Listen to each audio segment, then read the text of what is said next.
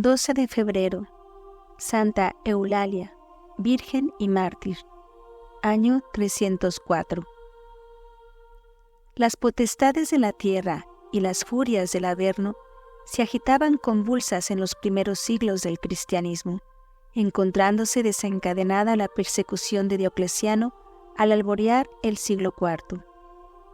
Pero en el cielo de la naciente Iglesia aparecía una aurora de esperanza, fundada en las palabras del Divino Salvador y en la prometedora fecundidad de la sangre de los mártires, que, según frase de Tertuliano, era semilla de nuevos cristianos y, por ende, vitalidad expansiva de la misma Iglesia, con la cual se estrellaban las furias infernales manifestadas en las persecuciones, cuyo mejor efecto era el incremento de la fe y el afianzamiento de la sociedad cristiana. Entre los muchos mártires que sellaron la fe con su sangre, figura la tierna doncella Santa Eulalia, que vio la luz primera a fines del siglo III en la ciudad de Barcelona, que ciñe sus sienes con corona condal y baña sus pies en las azules ondas del Mare Nostrum. Moró con sus padres en una pequeña propiedad de las afueras de la ciudad, y la opinión más probable es que la casa solariega de nuestra santa está hoy convertida en asilo de ancianos bajo la custodia de las Hermanas de la Caridad. Infancia de Eulalia. El nombre de Eulalia es de origen helénico, Eulaleu, y significa hablo bien. Como veremos, la niña cumplió perfectamente lo que su nombre significa, especialmente cuando estuvo delante del tirano. Los padres de Eulalia fueron los mártires Fileto y Leda, del orden senatorial de Barcelona, y todos sus afanes eran cuidar con esmero de la educación cristiana de su hija. Le enseñaron el santo temor de Dios y el fiel cumplimiento de la religión de Jesucristo, así como una ardentísima devoción a María Santísima.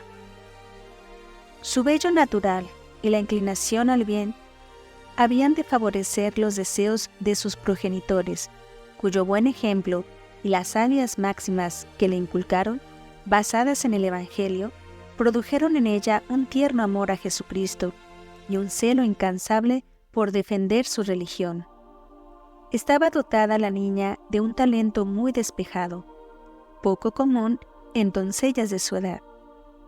Poseía amplios conocimientos de las sagradas letras y de la doctrina moral de la Iglesia católica. Además, Dios la favoreció concediéndole una elocuencia y dulzura dignas de ser admiradas. Cuantos la oían quedaban prendados de su saber y arrebatados entre las olas de su conmovedora palabra. No le gustaba el trato con la sociedad, vivía en casa retirada del mundo, pues le agradaba la vida solitaria. Solo conversaba con sus amigas, vecinas de su casa y muy cristianas, siendo el objeto de sus charlas asuntos siempre piadosos y edificantes. Gustaba Eulalia de referirles los tormentos de los mártires, cuyas huellas les animaba a seguir y cuyo valor en los tormentos les hacía admirar. Con frecuencia interrumpía sus conversaciones y sus labores para cantar himnos al Señor. Eulalia se ocupaba en confeccionar vestidos que luego regalaba a los pobres. Nunca empezaba una ocupación sin ofrecerla a Dios por medio de la señal de la cruz. Sus virtudes. Amor a los pobres. Tenía Eulalia un inmenso deseo de servir a los pobres y necesitados, y sentía honda pena cuando no podía consolarlos ni hacer nada en su favor. Cierto día en que se le presentó uno de estos infelices, al ver que no podía socorrerle, echó mano de unos panes de flor de harina destinados al consumo de la familia, y escondiéndolos en la falda de su túnica, se encaminaba hacia el necesitado para dárselos. Mas en ese momento fue sorprendida por su padre, el cual, enojado, le preguntó: ¿Dónde vas, Eulalia? Y cogiéndole la falda, se la sacudió, pero su indignación se trocó en sorpresa al ver que en el suelo estaban esparcidas bellas flores caídas de la falda. Estas flores exhalaban una fragancia que llenaba el aposento. Era no obstante la estación de los hielos. Vida de oración. Dice el Pasio de la Santa que no hacía otra cosa sino día tras día honrar al Señor, con santos himnos en el secreto de su aposento, juntamente con otras compañeras que consigo reunía. De esta oración continuada sacó fuerzas para soportar las pruebas y tormentos de su martirio. Humildad.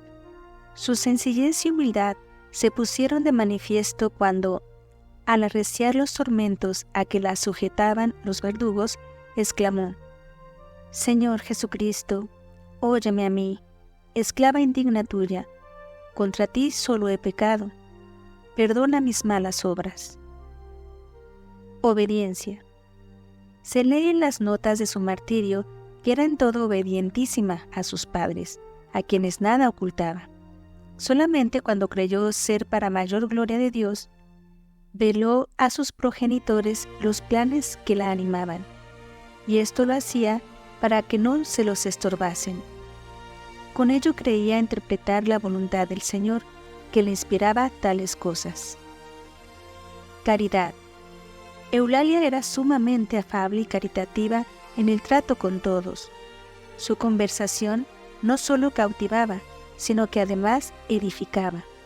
Y aún después de muerta, manifestó esta dulzura de carácter en una oración en que, regresando de África, San Félix, el campeón de Cristo, y encontrándose con la comitiva que llevaba a enterrar a la santa, se acercó al féretro y, lleno de santa envidia, le dijo: Tú, señora, mereciste antes la palma del martirio.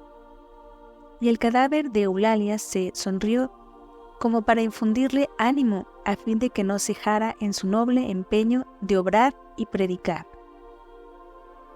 Celo por la salvación de las almas. La llama del amor divino ardía de tal manera en su corazón que deseaba consumir en ella las almas de sus prójimos, cuya salvación deseaba ardientemente. Su celo era prudente, esforzado e ilustrado, porque en primer lugar, cuando deseó ir a increpar al tirano para echarle en cara su felonía por las víctimas que causaba en el campo de la religión, buscó la manera de ocultárselo a sus padres para que no se lo estorbaran. Para llevarlo a cabo, se valió de las sombras de la noche y del sueño a que se entregaban sus familiares. Salió de su casa al primer canto del gallo, sin que nadie se percatase de ello. Luego, una vez ante el tirano, no se acobardó, sino que con entera libertad de espíritu le expuso la sinrazón que cometía no dejando practicar su religión a los cristianos. Y finalmente, su celo pretendía levantar los ánimos abatidos de los cristianos, saliendo al paso al perseguidor. Eran muchas las almas que seguían las huellas de Eulalia en el camino de la virtud, pues leemos en su Pasio: teníanla todas como norma de la salvación de su alma. No pretendía otra cosa la santa, sino que todas las almas conocieran y amaran a su divino esposo. Su vocación. Siempre ha sido la lectura llama que ha devorado las mentes y los corazones de los que a ella se han dado con frenesí ardiente y apasionado, convirtiéndolos en brasas de amor a Dios o en tizones del infierno. Cuando la lectura es buena y se hace bien, enardece los ánimos y los capacita para toda obra grande y sublime, sin que se encuentren obstáculos suficientes que puedan estorbar su consecución. Así ocurrió a nuestra Eulalia. Se hallaba enfrascada en la lectura de las actas de los mártires, leyendo con gran avidez las referentes a San Tirso, mártir español, cuyo heroísmo penetró en nuestra patria, en la que despertó intenso interés.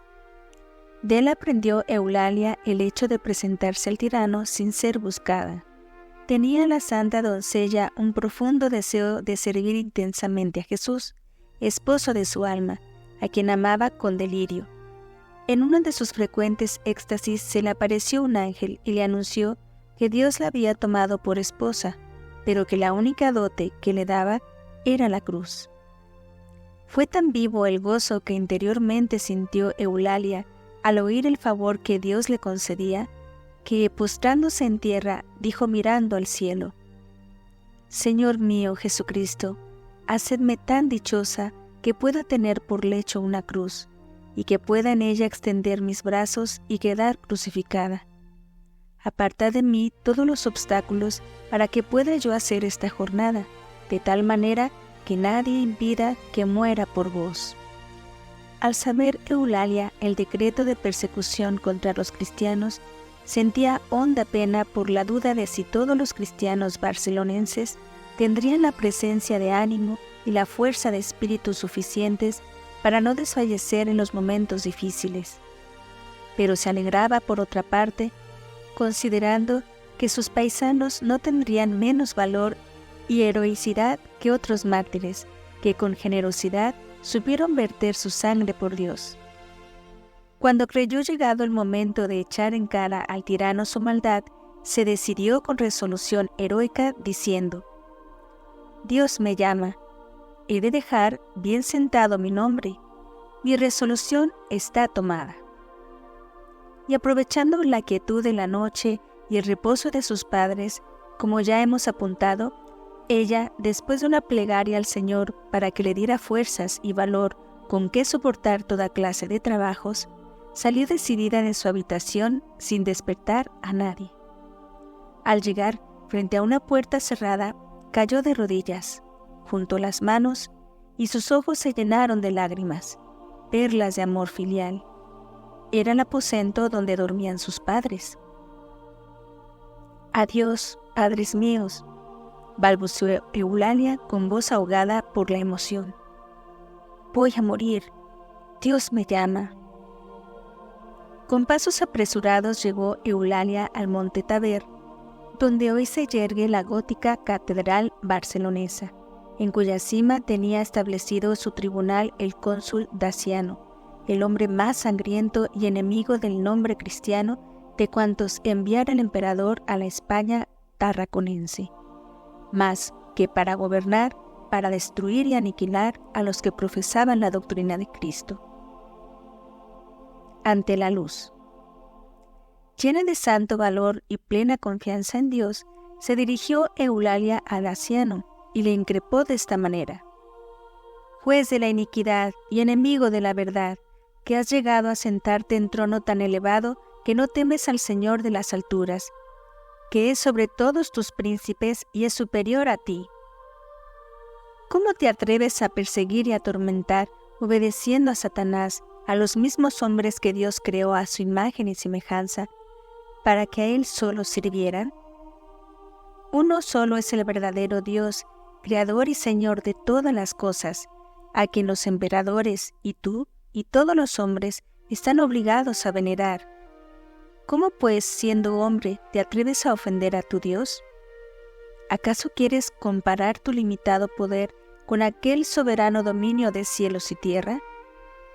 Ni siquiera el poder de los romanos emperadores, del cual procede el tuyo, puede compararse con el del Santo de los Santos y el Dios de la Majestad. Has de saber que mi Dios es el que forma, divide y aniquila los imperios. Todos cuantos tormentos pueda inventar tu malicia serán incapaces de conmover nuestra fortaleza, porque se halla sostenida por la gracia. Por ello, Daciano, es inútil que te molestes en convencerme, pues nada será capaz de apartarme de aquel en quien tengo puesta toda mi confianza, que es Jesucristo, Hijo de Dios vivo. Él es quien me alienta y da fuerza y valor, capaz de resistir a todas cuantas crueldades puedas cometer». Daciano quedó un momento suspenso y admirado de cuanto le decía la niña, a la cual se quedó mirando fijamente, como asombrado de que una tierna criatura como aquella pudiera hablar con tanta elocuencia. Al fin la interrogó: «¿Quién eres tú, que tan temerariamente has tenido la osadía no solo de presentarte al tribunal del juez sin haber sido llamada, sino que con soberbia y arrogancia te has atrevido a pronunciar ante el mismo juez palabras tan despreciables para la majestad del imperio y de sus ministros? Eulalia, con voz más clara y con mayor viveza que antes, respondió: Yo soy Eulalia, sierva de Jesucristo, único Rey de los reyes y Señor de los señores, y por tanto, teniendo mi confianza en Él, no me acobardan ni temorizan los tormentos y la muerte. Voluntariamente me he apresurado a venir para reprenderte por el nuevo edicto publicado. ¿Cómo has llegado a tanta necedad que, respondiendo al Dios único, creador de todo lo existente, antepongas la criatura al Creador, reverenciando a Satanás, y no satisfecho con esto, te propasas en perseguir a los hombres que sirven al verdadero Dios para conseguir la vida eterna, y les obligas con diversos géneros de tormentos a que sacrifiquen a lo que no son dioses, sino ángeles malos, llamados diablos, con los cuales vosotros, que los adoráis, seréis atormentados y abrasados por el fuego eterno? Estas palabras enardecieron el furor de Daciano, quien irritado exclamó: ¿Estás loca? ¿No sabes que puedo hacerte morir? «Morir», exclamó Eulalia. «Oh, qué dicha morir por mi Dios, por aquel que murió por mí en la cruz». El martirio. Perdió Daciano la paciencia al ver la actitud enérgica de aquella doncella, a quien nada ni nadie podía apartar de su amor a Dios. Llamó entonces a los lictores y les dijo: «Atad a esa loca a una de las columnas del atrio, y azotadla hasta que sacrifique a los dioses». La orden fue ejecutada. Eulalia sufrió este cruelísimo tormento con la mayor resignación. A pesar de que los inhumanos verdugos no cesaban de descargar azotes sobre sus delicadas espaldas, no exhaló ninguna queja. Antes bendecía al Señor con ánimo constante y celestial alegría. «Porque Dios me conforta», decía, «no siento vuestros tormentos». Daciano la increpó diciendo: «Oh miserable doncella, ¿dónde está este tu Dios tan poderoso que no viene a librarte de la pena? Compadézcome de ti, infeliz muchacha. Di que no sabías lo que hacías y que no conocías la potestad del juez. Yo te perdonaré si ofreces sacrificios a los dioses». A lo cual respondió Eulalia: «Yo me burlo de ti, discípulo de la falsedad. Yo, discípula del Maestro de la verdad, digo lo que Él me inspira. Con tus tormentos me veo más ennoblecida y esforzada». Daciano, viendo la constante fortaleza de Eulalia, que le reconvenía por su modo de proceder y le manifestaba los castigos a que se hacía acreedor, dominado por la cólera, mandó traer el eculio, uno de los instrumentos de tortura más usados entonces. Ordenó que, suspendida en él Eulalia, fuese atormentado su virginal cuerpo con úngulas o tenazas dentadas. Cumplióse la humana orden, los verdugos no tardaron en rasgar y despedazar el cuerpo de la valerosa niña, hasta descubrirle las entrañas. Mientras tanto, Eulalia, con rostro alegre, alababa al Señor y le dirigía la siguiente plegaria: «Señor mío Jesucristo, oíd los clamores de vuestra inútil sierva. Perdonadme lo que he obrado mal, y confortadme para que tolere con paciencia y sufra con tranquilidad los tormentos que me añaden por causa de vuestro santo nombre, a fin de que no triunfen el diablo y sus ministros». Después de los dolores del eculio y de la exongulación, Eulalia fue colgada de un madero en forma de cruz, y Daciano, ciego de ira, mandó a los soldados que le aplicasen hachas encendidas a los costados y que la dejasen suspendida hasta que fuese abrasada por la violencia de las llamas. Después, los verdugos derramaron aceite hirviendo sobre las hachas y el cuerpo de la santa, y nuevamente prendieron fuego.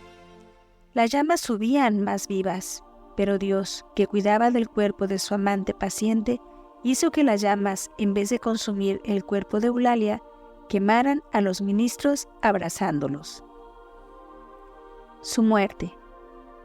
Inmediatamente, la santa entregó su espíritu al Señor, obrando Dios entonces otro prodigio, pues hizo que de la boca de su escogida saliese una paloma blanca, que remontó su vuelo hacia el alto firmamento. Era el alma de Eulalia, que subía a la gloria a gozar de la presencia de su Señor y Dios, a quien en vida tanto había amado. Según la tradición, poco antes de morir, Eulalia dirigió a su divino esposo la siguiente plegaria: Dios mío, recibid mi alma, os la entrego pura como me la disteis. Bendecid a mis padres y también a Barsino, mi patria querida. Y ahora, abridme las puertas del paraíso. Daciano mandó que el cuerpo de la santa estuviese pendiente de la cruz hasta que las aves del cielo devorasen sus carnes. Pero Dios volvió por la honra de su esposa, haciendo caer nieve en tal cantidad que quedó el cuerpo totalmente cubierto como con blanca sábana, protectora de aquellas carnes virginales tintas en sangre de amor a Dios. A los 3 días, unos cristianos, burlando la vigilancia de los guardias, bajaron de la cruz el cuerpo de la santa y ungiéndole con aromas lo llevaron a enterrar. La fecha de su martirio, según consta en una inscripción gótica de su actual sepulcro, sería hacia el año 304. Después de varios traslados, durante los cuales Dios obró sendos prodigios, el cuerpo de Eulalia fue en 1339 depositado en la cripta de la Catedral de Barcelona, guardándose sus restos en un bellísimo sepulcro de alabastro, cuya parte exterior presenta hermosos bajorrelieves alusivos a la vida de la santa. Barcelona está orgullosa de ser patria de esta heroica niña e ilustre mártir de Cristo, a la cual profesa una gran devoción, y de la que recibe innumerables gracias y una protección especial. Esta devoción se exterioriza sobre todo el 12 de febrero, día aniversario del triunfo de la mártir. Con motivo del jubileo que en 1452 se concedió en honor de Santa Eulalia, fueron tantos los forasteros que aquellos días acudieron a Barcelona que fue preciso habilitar hospitales, iglesias parroquiales y conventos para hospedaje de los fieles. Han visitado el sepulcro de Santa Eulalia muchos grandes santos, reyes, papas y otros personajes ilustres. Favores atribuidos a la santa. Entre los muchos favores alcanzados de Dios por intercesión de Santa Eulalia, podemos citar los siguientes. Cuando en 1390 se hallaba la iglesia afligida por el nefasto cisma de Occidente, dispuso el piadoso rey don Martín que se hiciera una procesión de rogativas, la cual tuvo lugar el 29 de septiembre de dicho año, para que por intercesión de nuestra santa se alcanzara del Señor que tal calamidad no llegara a estos reinos. El mismo rey imploró el auxilio de la santa para que su primogénito, el rey de Sicilia, consiguiese la sumisión de Cardeña. No tardó en ver realizados sus deseos. En 14 de julio de 1409, hallándose en su palacio de Bellesguard, a una legua de Barcelona, le fue comunicada la gran noticia por los mensajeros enviados por su augusto hijo, a los gritos de ¡Victoria! ¡Victoria! Don Martín marchó al día siguiente de madrugada a la ciudad, donde fue directamente a la catedral para cumplir su voto y dar gracias a Dios y a Santa Eulalia, a quien ofreció sus humildes gratitudes en una fervorosa novena, que se concluyó con una lucidísima procesión a la cual concurrieron unas 22,000 personas, dando con ello una prueba evidente del ardiente celo con que recurrían los barcelonenses a implorar el divino auxilio por mediación de la santa. Cuando España estaba inconsolable por la larga y peligrosa enfermedad del rey don Fernando VI, después de fervorosas rogativas públicas y de haber sido llevado en procesión el cuerpo del mártir San Severo, singular patrono de nuestros reyes, se recurrió también a Santa Eulalia, tributándole sus cultos por espacio de 9 días. No se vieron defraudadas las esperanzas de sus vasallos. Concurrió a todos estos actos su iniciador, el Marqués de la Mina, capitán general de la región.